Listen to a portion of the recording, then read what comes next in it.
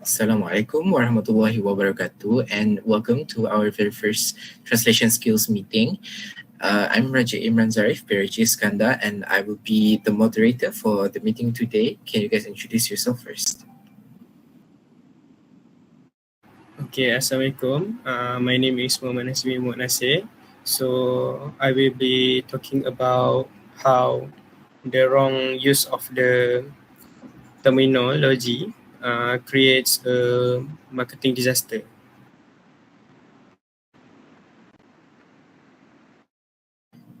Okay, thank you, Nazmi. Now moving on to the next presenter.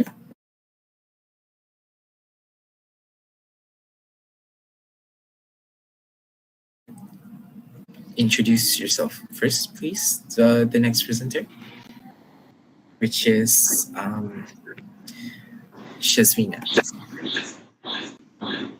Okay, Assalamualaikum. And my name is Nur Shazwina binti Shazali. And my topic for discussion is about cultural values and why they matter in translation.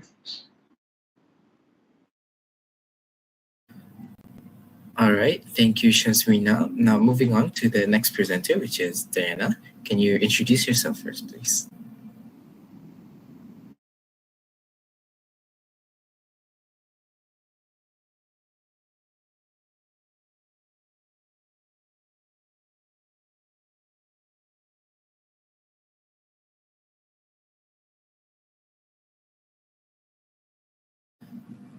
All right, thank you, Diana.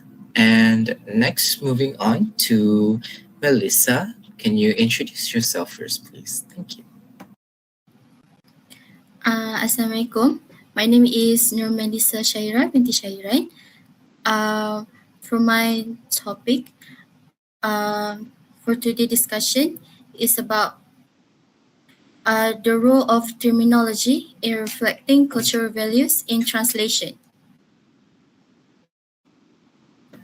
All right, thank you, Melissa. And next, we move on to the last presenter, which is Alia Uzma. Can you introduce yourself? Assalamualaikum. My name is Alia Uzma binti Azizi. My topic discussion for today is localization versus literal translation.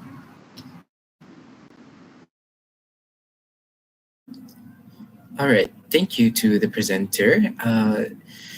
Now, the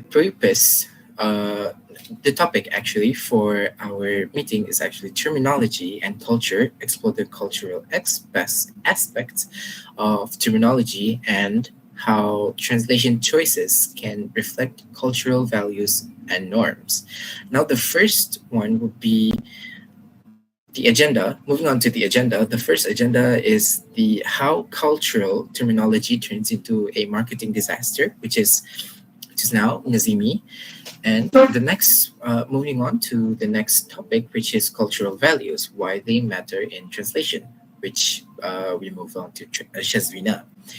And then we move on to Diana, which is cultural aspects of translation and the workability of cultural translation, strategies in translating culture-specific texts. And moving on to Melissa, which is the role of terminology in reflecting cultural values in translation. Now, the last agenda would be how is cultural terminology handled in translation? The Legend of the Thousand Bulls, which is Alia Uzma. Wait, hold on.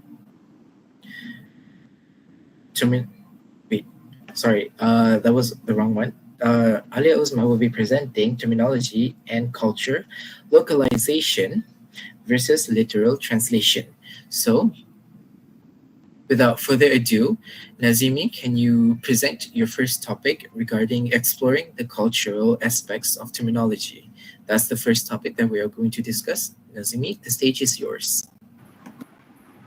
All right, thank you very much, Raja Imran Zarif. So for my topic about the wrong culture terminology use that would cause a marketing disaster, I've prepared a few examples. Just so you understand, this isn't just what you call a bad translations. It's about the social linguistic, which is how the language interact with the social class, taboos, and also regional history. Okay, so we will dive deep into the specific points. For the first one, I would like to introduce you all to the concept of cultural connotation. Okay, so in translation, this is a denotation that the literal dictionary definition, and also about a connotation, which is the emotional and cultural feeling that a word carries. For example, when a brand fails, when they translate the denotation, but they ignore the connotation there. For example, the word miss in English is kind of like a light fog, which is quite beautiful and relaxing. But however, when it is translated in German, it would mean Mene or Dang. So when Rolls-Royce, which is a famous brand, published the Silver Mist, that is the name of it, Silver Mist, they had to quickly rename it into a Silver Shadow for the German market, because that would mean their car is named Silver Dang. The harsh way to say it, silver sheet. So that will not be good for the marketing. The next example that I found is that the phonetical symbolism, which is the sound of the word. For example, sometimes the word doesn't even have the meaning yet. People don't know the meaning yet. But just by hearing the sound, it would match the other word of the another culture. For example, the word Coca-Cola in China, when it was first introduced, shopkeepers created signs that sounded like Coca-Cola. So depending on the dialect there, because as you know, Chinese has a lot of dialect because they are a big country. So depending on the dialect, it would mean bite the wax tadpole, or female horse stuffed with wax. Even hearing that would make you not feel it appetizing, right? So no one will buy that. So the company had to research over 40,000 characters to find Coca-Cola. Notice the difference there. Even just the different sound of la and le at the end of the word change the meaning into joy in the mouth. So that sound more appetizing, right? So my point is, this shows that the terminology in culture isn't just about reading. It's not just about how the word is spelled out. It's also how they sound and how they are spoken. So moving on, another example that I found is the semantic shift in the slangs. For example, the terminology changes rapidly with youth culture and slangs, which is the standard word in the dictionary that can be used as an insult on the street. For example, Honda came out with Honda Vita. Honda planned to release this car that is called Vita in Nordic country. The fail here is that Vita is an extremely vulgar slang term for female genitalia in Swedish and Norwegian. So they fix it by changing it into Honda Jazz. That is the originality for the Honda Jazz. It was once called Honda Vita, but because it is similar sound to the slang in Swedish and Norwegian, which mean female genitalia, it was changed. So my point is the translators must use the cultural consultant of the global country, because the car, which is Honda, will be published all around the world, right? It's not just there. And if the cultural consultants there would advise us earlier, this problem would not have arisen in the beginning. So we need to stay up to date for the current slangs and all the all the around here word, not just the formal language that is used by the city people. Okay, next, moving on to the visual terminology, the colors and the symbols, not just the words. Okay, in localization, terminology includes the visual language that is used alongside words. For example, the white elephant. A company once tried to sell white refrigerator in Egypt using ad feature, an ad that is featuring a white elephant. So the problem here is that the specific cultural content, which is the white elephant, is kind of like a symbol of useless. So by having it on the on a refrigerator would mean that that refrigerator is useless. So who would buy that? No one, right? So that is their mistakes. So there's also another problem that I've found: the Pepsodent disaster. Pepsodent, the toothpaste company, they tried to sell the toothpaste in the Southeast Asia by promising that it whitens the teeth. But in local region, chewing betel nuts to blacken teeth was a sign of prestige, and the status white teeth wasn't a selling point. So it's kinda appear as a negative thing to their culture. Moving on, next I found numerical and symbolic taboos. Terminology often involves numbers that carry heavy cultural weight.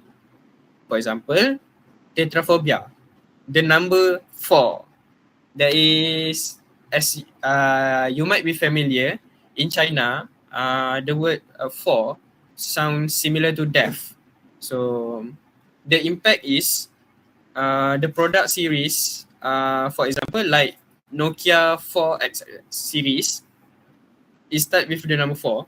Or floor number in hotel, they are skipped, right? For example, 1, 2, 3, and then you will see the floor 3A, right? So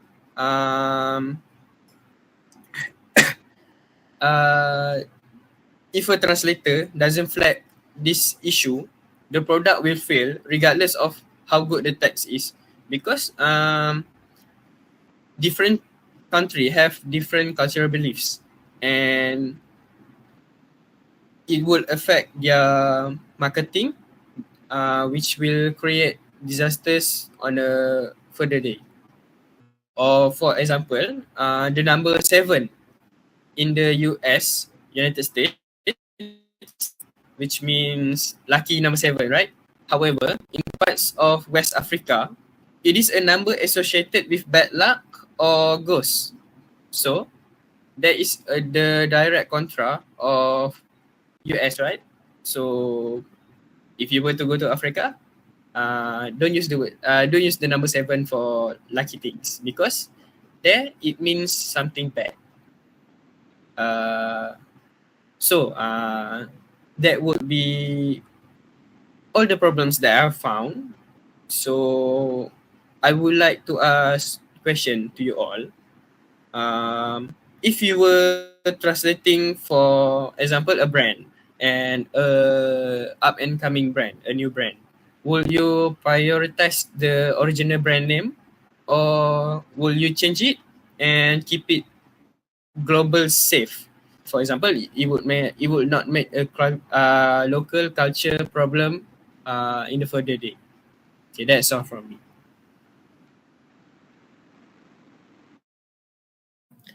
All right, thank you, Nazimi. And so, for in case of you guys missed it, if it's correct, Nazimi points out about how translation could affect marketing mishaps. For example, like the Rolls-Royce incident, it will turn English to the other language mentioned, and the target language will be something vulgar. So the marketing teams needs to be vigilant and have a bit of research in order for them to translate the marketing material that they have. Is that correct, Nazimi?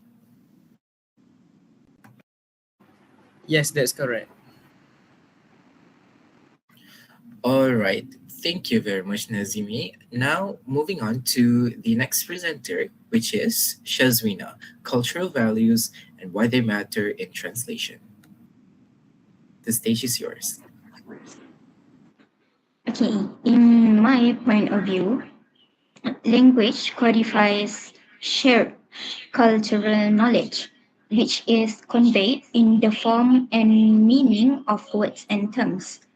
Language, both general and specialized, is also a cultural product, and as such, it shapes the identity of its speakers and reflects the culture that created it. In this sense, specialized language encodes shared cultural knowledge, which can be reflected in term meaning in its most encyclopedic sense. Cultural contexts are a crucial component of specialized meaning. Such contexts convey the pragmatic value of terms, which indicates the worldview of a certain community of speakers and the communicative situations in which they interact. Culture also influences terminology and mirrors the way that a certain speaker community perceives reality and communicates about it. However, even though specialized language evidently possesses a cultural dimension, terms and concepts have rarely been perceived as cultural objects. This is the case of environmental concepts such as geographical landforms. Nevertheless, little if any cultural information is found explicitly encoded in specialized knowledge resources, whether in paper or digital form. That's actually all for my opinion. Thank you. All right, Shazwina, thank you for your insights of your topic. Now, let's move on to the next presenter, which is Diana, Cultural Aspect of Translation, the workability of cultural translation strategies in translating culture-specific texts.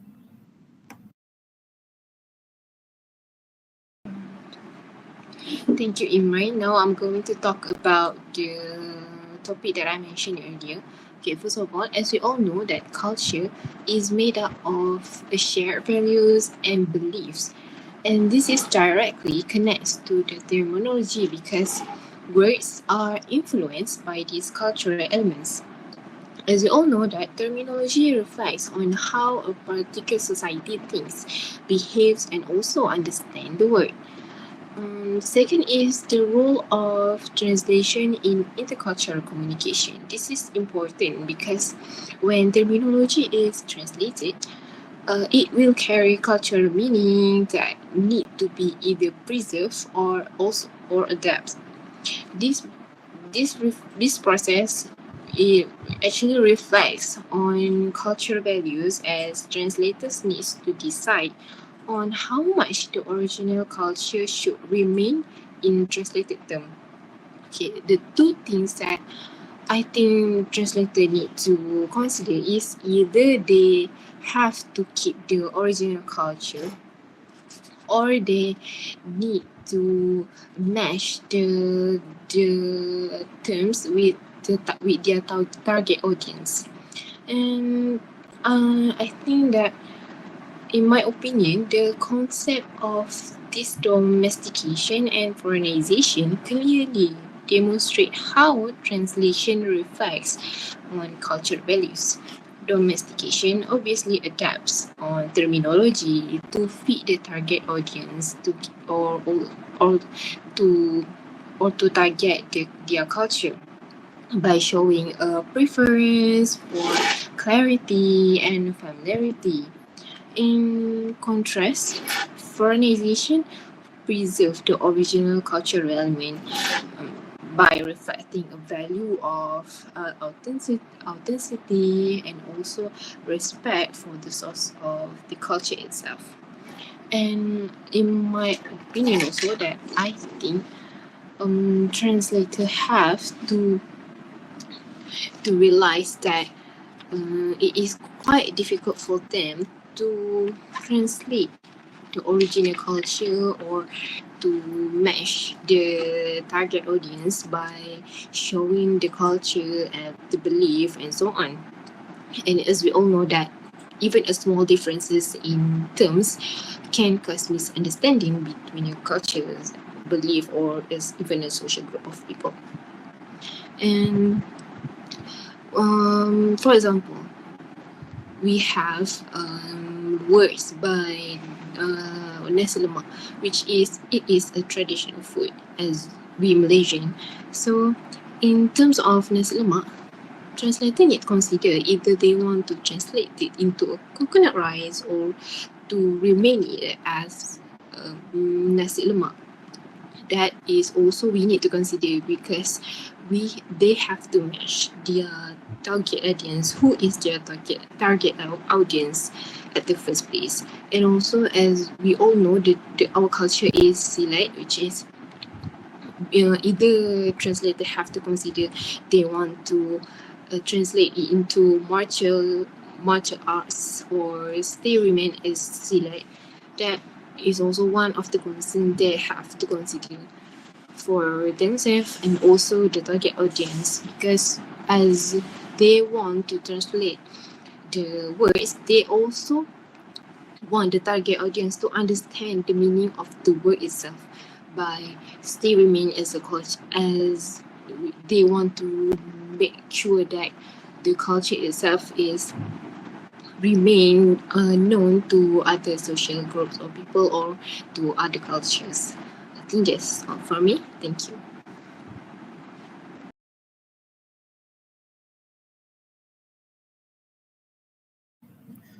All right, thank you, Diana, for your insights and input regarding your topic. Now, to reflect a bit on Diana's topic, I think she did say about having to know the context of the cultural text in order for the translator to respect the culture and the religion of that local place. Is that correct, Diana?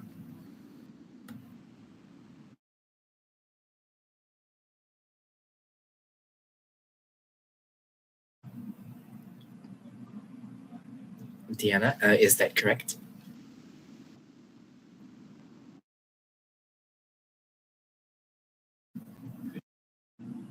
Okay, so as I was saying, to reflect back to what Diana's topic is about and what her point is that the translator should know the context of the cultural text upon translating it, so that the translator should respect the cultures and the religions of the local place that the translator is trying to translate.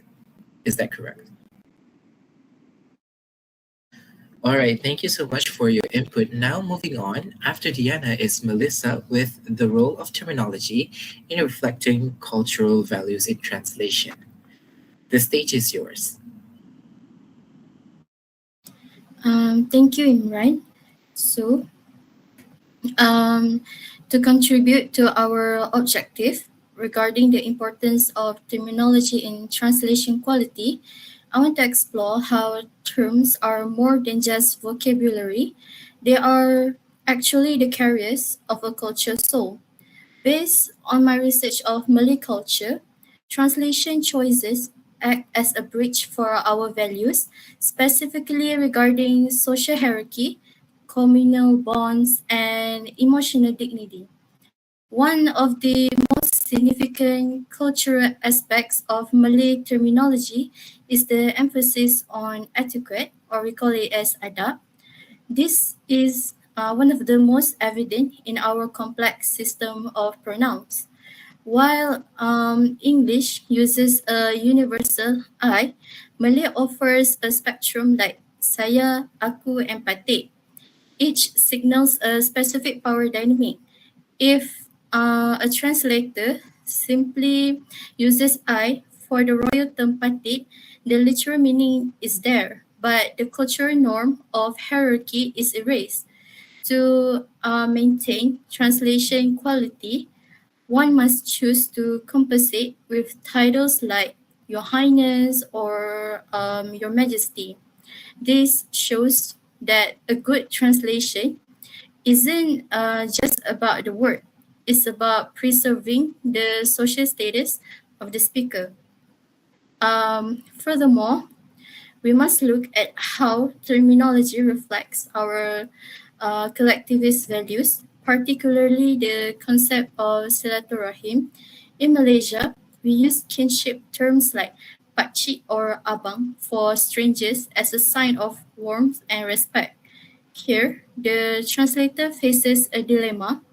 A literal translation like brother sounds, of course, odd in English, but a formal term like sir removes the familial bond that is central to our identity.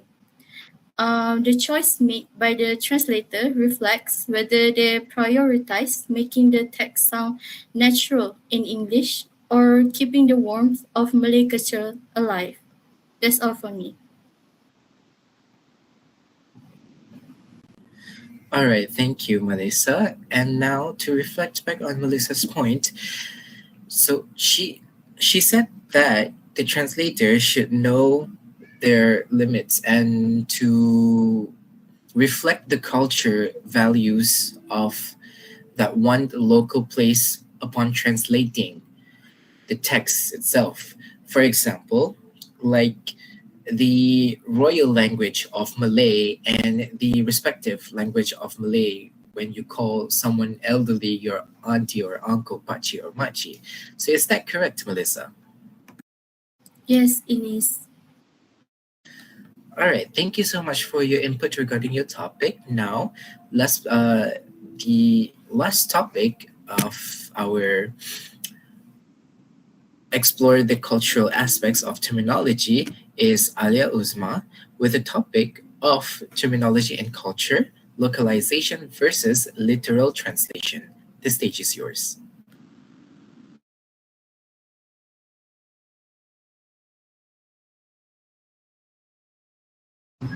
Okay, thank you for our moderator. So, after understanding the different translation strategies, I will now focus on two important approaches, which are literal translation and localization, and how we can decide which is to use in real situations. When we want to translate a language, do do we translate the words exactly, or do we translate the meaning based on culture? So that is what I'll be presenting or explain today. First, let's understand two key terms, which is literal translation and localization. Literal translation keeping the original wording or structure. So basically, literal is focus and accuracy. On the other hand, localization means adapting the translation to fit the culture, content, and target audience. And basically, localization focus on meaning and cultural understandings. Okay. Literal translations more direct and accurate, but sometimes the words may be confusing or wrong. Um, and then localization makes the message more clearer and relatable, but it may slightly change the original word. So, for example, idioms break the leg. If we translate that idioms in literal translation, maybe it can be meaning to patahkan kaki, but with localization meaning, it means different, which is good luck, or in Malay, semoga berjaya. So, in conclusion, translation is not just about changing words to changing words to words from one language to another. Literal translations focuses on accuracy, but localization focuses on meaning and cultural relevance. In many real life situations, especially across cultures, localization is more often effective. Is more often used lah, and because language is not just words, it reflects culture. Basically, from Nazimi's topic about marketing, Nazimi's some controversial issues when we want to pick a name for a brand. That happen issues, right? So, from what my topic is to talk about is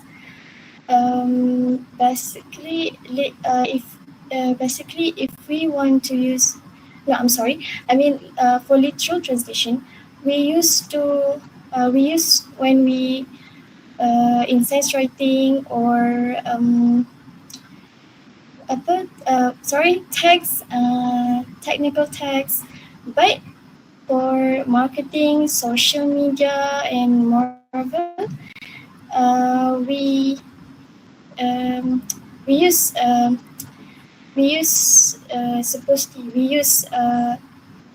localization translation because it's much easier for people to understand and relate it, and also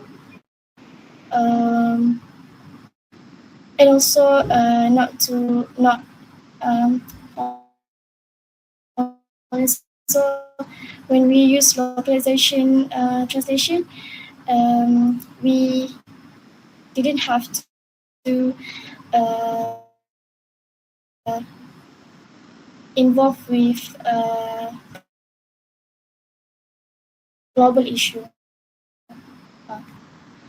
That's all from me. Thank you.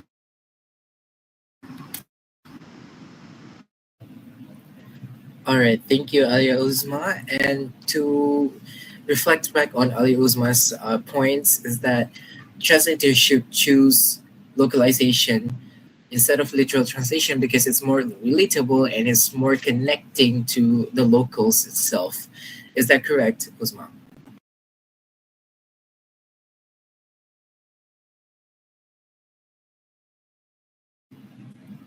Your microphone is muted.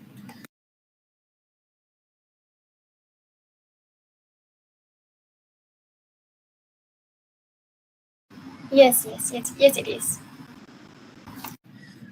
All right, thank you for your point, Uzma. Now that concludes our meeting for today. And to conclude in all points is that Can you we hear should. me? Yes, I can. All right. Okay, so to conclude, um, the translators should consider the localization, the cultural aspects, and the respective culture contexts into translating the material that they want to translate, because if they did not do any research or any consideration towards the culture of the targeted people and the target text, it might turn into something vulgar. So I think that is all for our meeting today. Thank you very much for you guys' contribution. And I really hope that we could meet each other soon. Thank you very much. Thank you.